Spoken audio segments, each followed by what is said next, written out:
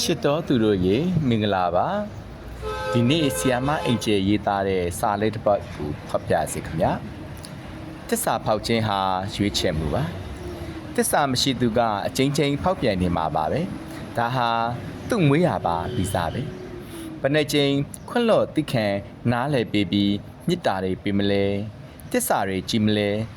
သူမှတန်ဖိုးမထားတတ်တာအဲ့ဒီတန်ဖိုးကိုလည်းနားလည်နိုင်ဖို့အုံနှောက်ငယ်လဲပါမလာဘူးလေလူမာအမျိုးကြက်မာအယူတဲ့ဘလိုတွေပေါင်းဆက်ပြီးဘလိုတွေပေါက်ဖွားလာပြီးဘလိုတွေထွက်ကြလာလဲမှမသိတာသူတို့သားသမီးတွေတစ္ဆာဖောက်ဖို့ထမင်းစားရေတောက်လွယ်နေကြတာလေတရေရုပ်အဖြစ်ဝေးဖွားလာကြတာပါမိသားစုတစုမှာအယမ်းရှားပါတယ်ဒါဟာလဲဆုံးဖြူလို့သားသမီးပါမှပါလေတစ္ဆာဖောက်ခံရရင်ဝမ်းမနေပါနဲ့ဒေါသလည်းမထွက်နဲ့ဝမ်းသာစွာနဲ့အဲ့ဒီလူကိုစွန့်ခွာလိုက်ပါအချိန်တစ်ခုတည်းစောက်ပါခဏပါပဲတစ္ဆာဖောက်ခံရသူချင်းချင်းစုံစည်းခွင့်ရနိုင်ပါသေးတယ်တူကိုတူချစ်ပေးရလို့အချင်းတွေတောင်မလောက်ပါဘူး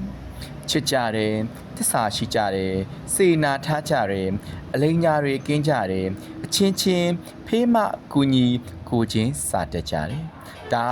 အကောင်းဆုံးစုံစည်းမှုပါပဲတန်ရာရကြတာလीမိုးလင်းတာနဲ့အပြုံးတွေနဲ့နှုတ်ထပြီးမိုးချုပ်တော်လေစိတ်အေးချမ်းသာစွာအိယာဝင်ရတယ်ရဲခန်းဆိုတာဘာလဲ